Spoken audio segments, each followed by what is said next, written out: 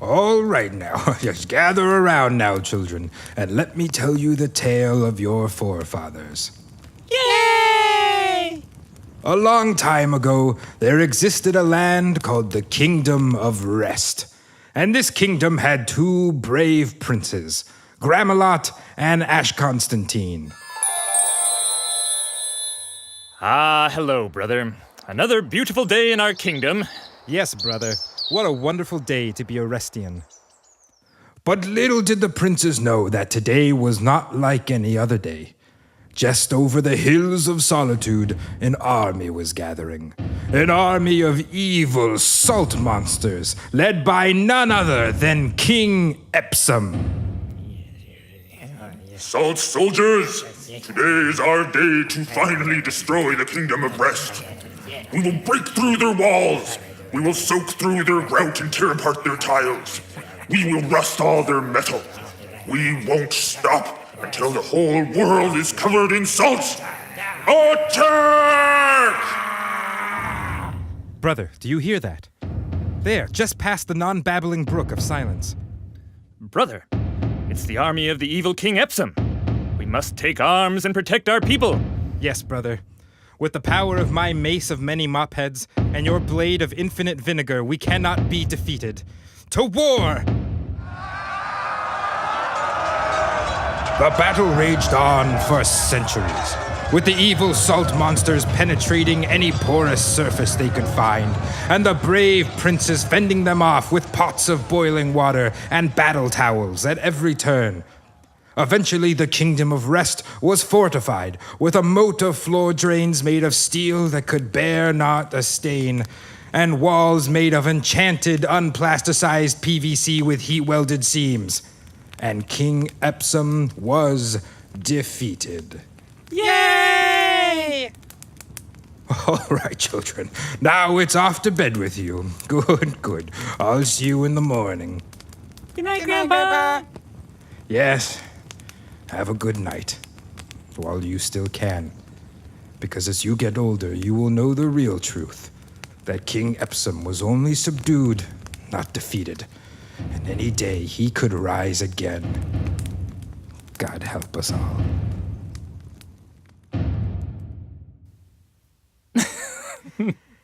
Hey, everybody. Hey, welcome. This is, What were we doing? Like a podcast. this is Graham over here. This is Ashkahn. Yeah, this is the real reason that we had to start winding down our podcast. Our intros are getting out of control. They're starting to take just all of our time. I haven't talked to my friends or family in weeks at this I point. stopped eating. Okay, so special announcement. Yep. This is we got just a couple episodes Yeah, you're left down to the here. wire And, now. this is Yeah. really like it's so we're wrapping this bad boy up. We're gonna put in a wrap and take a couple bites. Is this making sense? You guys following me? We're right around the corner is actually our final episode, which we're doing a big special event for. So it's going to be a 2-hour live call-in show on November 29th. Yeah. Mark your calendars in Sharpie. Yeah. It's going to be from 3 to 5 p.m. Pacific time. Mm-hmm. So that's other times if you live other places. Keep that in mind when you're writing in Sharpie. Other days if you're on other planets. Because they may be listening to this 100 years from now, where centuries. we colonized other planets. Cool. So that's it. Yeah, tune in. November 29th. Ask your questions live. It'll be way more fun. You can spring weird things on us. We'll be totally unprepared. Yeah. Which is not that different from this normal podcast, but we won't have a chance to edit things, so that'll be the real difference. These are very heavily edited episodes, just so you guys Good know. point. Cool. Well, let's get on to the main. Do it. Do it. Give it to me. The main course. Let's do it. Here. It's a question that we have from our I'm not as listenership. interested anymore. And by the way, just a little thank you to everyone out there. Since announcing this and kind of putting out a little form on our website to sign up for the live call-in show, we just had a bunch of people who write in not with questions, but just to say thank you and kind of wish us well and say they're sad that the podcast is ending. So thanks everyone who reached out. Those have been really nice to you get guys coming in. rock. Yeah, thanks for listening, everyone. And our question, we do have a question, is between your podcast, the Art of the Float podcast, and the Float Collective, I've digested enough information to be dangerous. Do you think people will lock me up for this information? No, they don't. Yet fear still gets in the way of me taking the next step. This could be related to so much of the content focusing on what could go wrong. Can you take a minute to encourage me to take action and trust my gut? Sure. Yeah. You can do great. You're wonderful. Yeah. I mean, look at you. You're crushing Just it. look at you. Man. The world is your oyster. Yeah. You know? I mean, nothing can stop you. Yeah. Grab that oyster by the tail and just pull it down, put it in your pocket. Yeah, well, I mean, Good. listening. All right. Yeah. So thanks for writing in. I feel like we did the job there. Yeah, I mean, I would actually say, to get serious for a second here. Let's bring it down to the serious level. You should be nervous opening a float center, right? I mean, it's a huge investment of time and resources, and it's like a decision of what you're going to do for the next half a decade or more of your life, Like it's a big thing. Like if someone wrote in to me and was like, "Hey, I'm thinking about marrying this girl who you don't know anything about. Like, can you just encourage me to do it?" I'd be like, "Well, I don't know. Like, tell me a little bit, Yeah, I mean, I think we do focus a lot on all the stuff that can go wrong, as does, Art of the Flow and a lot of different people in the industry, and we put on workshops and all that sort of stuff. And that, we have all been traumatized. I mean, well, yes, but also it's because that's the stuff that people don't know and expect, right? Like like we don't want to. If we were to sit here and be like, "Hey, I don't know if you found this out, but opening a float center means you're gonna have really cool conversations with people, and like, man, people are gonna feel good, and it's gonna be awesome to watch people like happy coming out of your float." Like people know that stuff. Like that's why you're opening a float center. You're not It's gonna blow easy anyone's mind to understand that sort of stuff, right? And we've seen over the years people. Everyone gets that part. You float, you have a great experience. You see other people floating, they have great experiences. It obviously seems like a cool business to run. And you want to go open a business, and it's way harder to realize that, oh, maybe the salt is going to destroy these materials I considered, or maybe I need to do soundproofing is going to cost more than I thought it would, having never looked into it before. That's the type of information that you just don't know up front. And some people totally never realize that they don't know all that stuff and go to open a place. Yeah. And then find out, like there was all this stuff I didn't know. So I think that's why we focus on it so much. But it's not to say that everything about running a float center is just about like controlling disasters and there's nothing good that ever happens. No, certainly not. Like in that sense, I mean, it's an amazing business. There's a reason that we're still in this industry and love running Float On, and a lot of that just has to do with the actual impact you have on people's lives, and all the beautiful experiences that come out of a float tank center for sure. And I totally agree. Like I think it is the obvious stuff. If you've attended, if you've been a customer at a float tank center, you've clearly seen the positive side, especially if you're thinking of opening one up. So. Yeah, I mean, in that sense, I agree. I guess it's just the, like as far as like trusting your gut and just going towards opening, like if you're waffling about the idea of, should I open or should I maybe consider this for a little longer and do some more research? Like I would say that's a healthy conversation to be having in your brain. Like I wouldn't want to encourage you to just like trust your gut and go full steam into opening a float tank. Like that's kind of what we did, and it was really crazy. I mean, at some point, you have to take a leap, right? Yeah.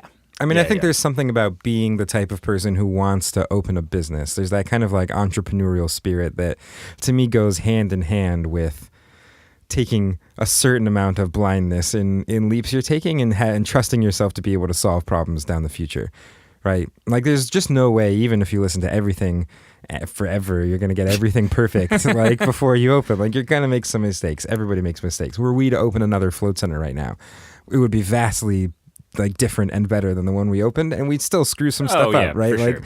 They're like, but at some point you really just have to like realize that you're gonna have to fix some stuff down the line.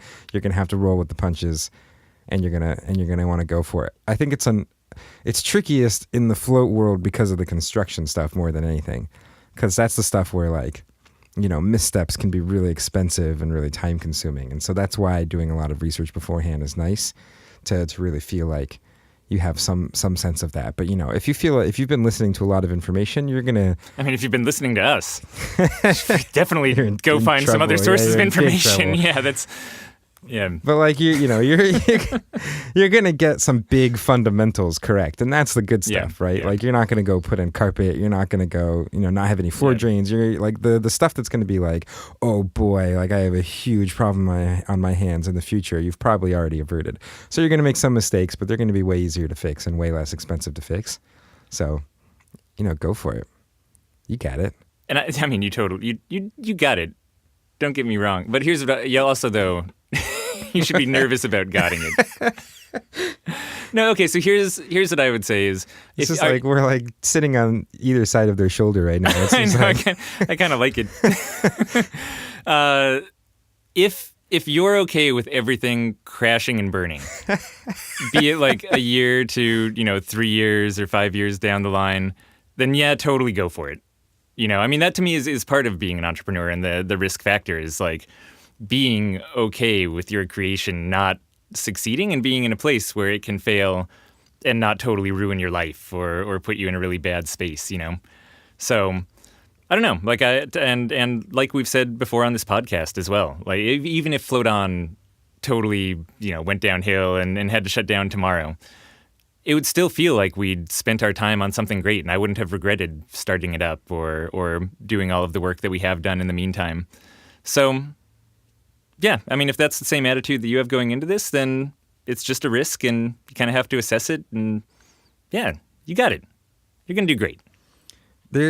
Someone told me a good quote recently, which was, and I don't exactly remember it, but it was something along the gist of like, don't let perfect get in the way of like good enough, and like don't let good enough get in the way of perfection. It was something along those lines. But the basic idea is that I think there are different decisions to make for different things that you're trying to do, right? In some circumstances, like if you're building an airplane, like you don't want to like shoot for good enough, right? Like you want, like you can't shoot for good enough. Like you got to really freaking make sure you're doing everything perfectly.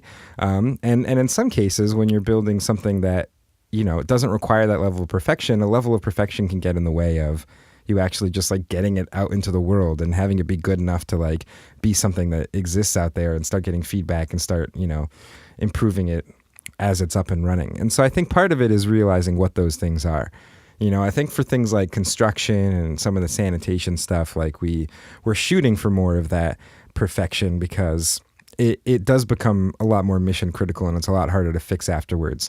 And then there's other things where like, maybe you don't have your other parts of like your branding completely 100% perfect and polished, or the interior design of your lobby completely perfect and exactly what you want. But like you've got it pretty much figured out, and you've got the basics, and you're going to maybe improve it over time. Like I think some of it comes down to that too. Like you just realize what areas you're okay with just kind of putting out into the world, and which ones you really do want to make sure you're kind of digging through every detail of. Hey, and if you're actually going out there and doing all of this research and listening to podcasts and, downloading the free resources that are out there at your disposal and really feel solid in your information, you're so much better prepared than a lot of the float centers that currently exist were when they started up, like ourselves included, right? I mean, and we made it. Like we were like things were crazy in our place when we started. Like you'd be hard pressed to open a worse float center than we did when we first began. It's like the difference between our early intros to this podcast and the current intro that was just on this episode, night and day. Yeah. Yeah. Like really, like real bad. And we're still here. Like we did it. Like we managed to deal with the stuff as it came up. And it was hard. Like it took a lot of long hours, and we pulled a lot of all-nighters for the first couple years, and a lot of our money went straight back into like dealing with that sort of stuff.